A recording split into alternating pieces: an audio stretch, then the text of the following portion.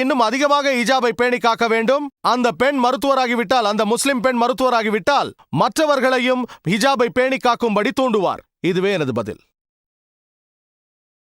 இன்னும் 2 கேள்விகள் அனுமதிக்கப்படும். ஒன்று இந்த மைக்கில் இருந்தும் மற்றொன்று அந்த மைக்கில் இருந்தும். அதற்கு டாக்டர் ஜாகீர் அவர்கள் 5 நிமிடத்தில் பதிலளிப்பார். கேளுங்கள் சகோதரரே. அஸ்ஸலாமு அலைக்கும். நான் இஸ்லாத்துக்கு மாறியவன். எனது பெயர் அப்துல்லா ஷேக். எனது முந்தைய பெயர் சூசன் குமார் மண்டேல். நான் பன்வேலிருந்து வருகிறேன். நான் ஒரு கேள்வி கேட்க விரும்புகிறேன். அல்லாஹ் மிகப்பெரியவன். நான் எப்பொழுதும் குர்ஆனை படிப்பேன். அதன் மூலம் நான் தெரிந்து கொண்டது ஜன்னத் என்று ஒரு சொர்க்கம் உள்ளதாக நான் தெரிந்து கொண்டேன். அந்த சொர்க்கத்திற்கு நான் நேரடியாக போக முயற்சிக்கிறேன். அதற்காக நான் குர்ஆன் மற்றும் ஹதீஸை பின்பற்ற வேண்டும். நான் ஹதீஸையும் குர்ஆனையும் படித்ததில் நான் முழு சுன்னத்தையும் பின்பற்ற வேண்டும் என தெரிந்து கொண்டேன். ஆனால் அந்த சுன்னத்தால் நான் கீழே தள்ள முயற்சிக்கப்படுகிறேன். காரணம், எனது தாய் எனது தாடியை எடுக்க சொல்கிறார், எனது தொப்பியை அகற்ற சொல்கிறார், மற்றுமுள்ள எல்லா சுன்னத்துகளையும் பின்பற்றக்கூடாது என்கிறார்கள். நான் ஒரு சாதாரண இந்திய இளைஞனைப் போல இருக்க சொல்கிறார்கள். நீ வெளிப்படையாக தொழ வேண்டாம், உனது அல்லாவை உன் மனதிற்குள்ளே நினைத்துக்கொள் என்கிறார். காரணம், அவர் இந்துவாகவே இருப்பது. இதற்கு நான் என்ன செய்வது? நீங்கள் தான் தக்க விளக்கம் தர வேண்டும். நான் அவர் சொல்படி கேட்பதா அல்லது வீட்டை விட்டு வெளியே போய் தங்கலாமா? மாஷா அல்லாஹ், சகோதரர் நல்ல கேள்வியை கேட்டிருக்கிறார். அல்லாஹ் அவருக்கு நேர்வழி காட்டியிருக்கிறான். அவர் இஸ்லாத்திற்கு வந்துள்ளார். குர்ஆனையும் சுன்னாவையும் பின்பற்றினால் அவர் ஸ்வர்க்கத்திற்கு செல்லலாம் என்று நம்புகிறார். ஹதீதை படித்ததன் மூலம் சுன்னாவை அறிந்துள்ளார். தொப்பி அணிந்து முடியை மறைத்துள்ளார். தாடி வளர்த்துள்ளார். ஆனால் அவரது தாயார் அதை அகற்றிவிடு என்று சொல்கிறாராம். என்ன செய்ய வேண்டும் என்று கேட்கிறார். இதற்கு திருக்குர்ஆனில் வசனம் உள்ளது. சூரா லுக்மான் அத்தியாயம் 31 வசனம் 14. மனிதனுக்கு தன் பெற்றோருக்கு நலம் செய்யும்படி நாம் கட்டளையிட்டுள்ளோம். அவன் தாய் பலகீனத்தின் மேல் பலகீனம் கொண்டவளாக கர்ப்பத்தில் அவனை சுமந்தாள் என்கிறது. அதே நேரத்தில் அதற்கு அடுத்த வசனத்தில் சூரா லுக்மான் அத்தியாயம் 31 வசனம் 15. ஆனால் ஒருவேளை பெற்றோர்கள் அல்லாவை தவிர வேறொருவரை வணங்க வற்புறுத்தினால், அது பற்றி உங்களுக்கு தெரியவில்லை என்றால் நீங்கள் வழிபட வேண்டாம். இருப்பினும் அவர்களோடு அன்போடும் கருணையோடும் இருங்கள். இதே செய்தி மீண்டும் வருகிறது சூரா அன்கபூத் அத்தியாயம் 29 வசனம் 8. தன் தாய் தந்தைக்கு நன்மை செய்யும்படி மனிதனுக்கு கட்டளையிட்டோம். ஆனால் அல்லாவை தவிர வேறொருவரை வணங்கும்படி அவர்கள் வற்புறுத்தினால், அந்த வேறொருவரை நமக்கு தெரியாவிட்டால் கீழ்ப்படிய வேண்டாம். இருப்பினும் அவர்களோடு அன்போடும் பாசத்தோடும் இருக்க வேண்டும். குர்ஆனில் இருந்தும் ஹதீதுகளில் இருந்தும் நமக்கு என்ன புரிகிறது என்றால், பெற்றோருக்கு அன்பு செலுத்த வேண்டும், மரியாதை செலுத்த வேண்டும். ஆனால் அல்லாவிற்கு எதிராக அவர்கள் ஏதாவது கூறினால், நபிகளுக்கு எதிராக ஏதாவது கூறினால், அப்போது மட்டும்தான் நீங்கள் கீழ்ப்படியாமல் இருக்கலாம். ஆனால் அன்பு செலுத்துங்கள். தாடியை எடுக்குமாறு அவர்கள் உங்களை வற்புறுத்தினால், நீங்கள் அவரிடம், அன்பான தாயே, அன்பான நபி அவர்கள் கூறுகிறார்கள். சஹீஹுல் புகாரியில் பாகம் 7 உடை சம்பந்தமான பாடத்தில் ஹதீத் எண் 780, மத நம்பிக்கையற்றவன் செய்வதற்கு எதிராக செய்யுங்கள், மீசையை கத்திரியுங்கள், தாடியை வளருங்கள், நான் நபி அவர்களை பின்பற்றுகிறேன். அதே இறை தூதர் சொல்லியிருக்கிறார், உங்கள் பாதங்களுக்கு அடியில் தான் சொர்க்கம் இருக்கிறது என்று. நான் தாடியை அகற்றிவிட்டால் உங்கள் பாதங்களுக்கு அடியில் இருக்கும் சொர்க்கமும் அகன்றுவிடும்.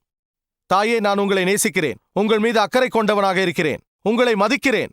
அதே இறை தூதர் சொல்லியிருக்கிறார்கள், அதிகமாக அன்பு செலுத்தக்கூடிய ஒரு நபர் யார் என்றால் அது உன் தாய்தான் என்று. அதன் பிறகு யார்? உன் தாய். அதன் பிறகு யார்? உன் தாய். ஆகவே அவர்களுக்கு கீழ்ப்படியாமல் போனால் உங்களுக்கு மரியாதை அளிப்பதையும் நிறுத்த வேண்டி வரும். தாயே, உங்களை நேசிக்கிறேன், உங்களை மதிக்கிறேன், உங்களுக்கு கீழ்ப்படுகிறேன். என்னை ஸ்வர்க்கத்திற்கு அழைத்துச் செல்லும் அந்த நபருக்கு எதிராக நீங்கள் செல்லாத வரையில் அவர்தான் நபி அவர்கள். நீங்கள் பேசுவதை பொறுத்துதான் உள்ளது. நீங்கள் என்ன செய்ய வேண்டும் என்றால், இஸ்லாத்திற்கு வருவதற்கு முன்பாக நீங்கள் தாய்க்கு கீழ்ப்படியாமல் இருந்தால், ஒருவேளை அவர் நீல நிற சட்டையை போட்டுக்கொள் என்று சொல்லியிருப்பார்கள். எனக்கு அது பிடிக்காது என்று மறுத்திருப்பீர்கள். ஆனால் இஸ்லாத்தை ஏற்ற பின் நீல நிற சட்டை அணிகிறேன் என்று சொன்னால் என் மகனுக்கு என்னவாயிற்று என்று ஆச்சரியப்படுவார். இஸ்லாத்தை ஏற்கும் முன் எனக்கு கீழ்ப்படியாமல் இருந்தாய், இப்போது கீழ்ப்படுகிறாய். ஆகவே நீங்கள் இஸ்லாத்தை ஏற்கும் முன் உங்கள் தாய் கூறியது எதுவாக இருந்தாலும் அதை கீழ்ப்படியாமல் இருந்தீர்கள். ஆனால் இஸ்லாத்தை ஏற்றுக்கொண்ட பின் கீழ்ப்படியுங்கள். அல்லாவிற்கும் நபி அவர்களுக்கும் எதிராக செல்லாத வரையில் அவருக்கு மாற்றம் தெரிய வேண்டும். அதிகமாக அன்பு செலுத்துங்கள், அதிகமாக மரியாதை செலுத்துங்கள். அவர் கோயிலுக்கு சென்றால் ஷிர்க் செய்வது ஹராம் தான். இருப்பினும் கோவிலிலிருந்து அவர்கள் வெளியே வரும்போது அவர்களை வீட்டிற்கு அழைத்துச் செல்வது உங்கள் கடமையாகும். ஏனென்றால் அவர் மீது உங்களுக்கு அன்பும் மரியாதையும் உள்ளது. அவர் முஸ்லிம் அல்லாதவராக இருந்தாலும் உங்களது ஸ்வர்க்கம் உங்கள் தாயின் பாதங்களுக்கு அடியில் உள்ளது. உங்கள் தாய் ஸ்வர்க்கம் போகாமல் இருக்கலாம், இருப்பினும் உங்கள் ஸ்வர்க்கம் உங்கள் தாயின் பாதங்களுக்கு அடியில் உள்ளது. அவரை நேசியுங்கள், மரியாதை செலுத்துங்கள், கீழ்ப்படியுங்கள்.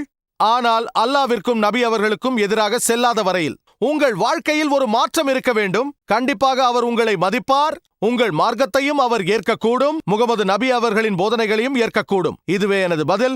வாஹிரு தாவானா அல்ஹம்துலில்லாஹி ரப்பில் ஆலமீன். ஆனால் ஐயா, இன்னொரு பிரச்சனை இருக்கிறது. அவர் இஸ்லாத்திற்கு வந்த பின், அவள் தனது அல்லாவை ஏற்றுக்கொண்ட பின் அல்லாவுக்கு மாற செய்வார். என்னையும் மார்க்கத்தை முழுவதுமாக பின்பற்ற விடமாட்டார். அதாவது ரசூல் ஸல்லல்லாஹு அலைஹி வஸல்லம் சொன்ன அனைத்து மார்க்க செய்திகளையும் என்னை பின்பற்ற விடமாட்டார். ஆகவே நான் இதற்கு என்ன செய்ய வேண்டும்? எனவே நான் வீட்டை விட்டு வெளியேறலாமா? எனது தாயை விட்டு வெகு தூரம் ஒதுங்கியிருக்கலாமா? ஏனெனில் நீங்கள் கூறினீர்கள் தாயின் பாதத்தடியில் சொர்க்கம் உள்ளதாக. நேரம் சென்று கொண்டிருக்கிறது. மிக குறுகிய நேரமே உள்ளது. நபி அவர்களை பின்பற்ற வேண்டும், இருப்பினும் தாயிடம் அன்பாக இருக்க வேண்டும். ஆகவே குர்ஆன் கூறுகிறது, சூரா நிசா அத்தியாயம் 4 வசனம் 59 இறை தூதருக்கு கீழ்ப்படியுங்கள் என்று குர்ஆன் கூறுகிறது. ஆகவே நான் அவரை பின்பற்றுகிறேன், மற்றவர்கள் சொன்னதற்காக அல்ல என்று கூறுங்கள். குர்ஆனையும் சஹீஹான ஹதீதையும் பின்பற்ற வேண்டும். அன்பு செலுத்துங்கள், மரியாதை செய்யுங்கள். வீட்டை விட்டு துரத்தினால் வெளியில் தங்குங்கள், இருப்பினும் அன்பு செலுத்துங்கள். நன்றி ஐயா, நன்றி.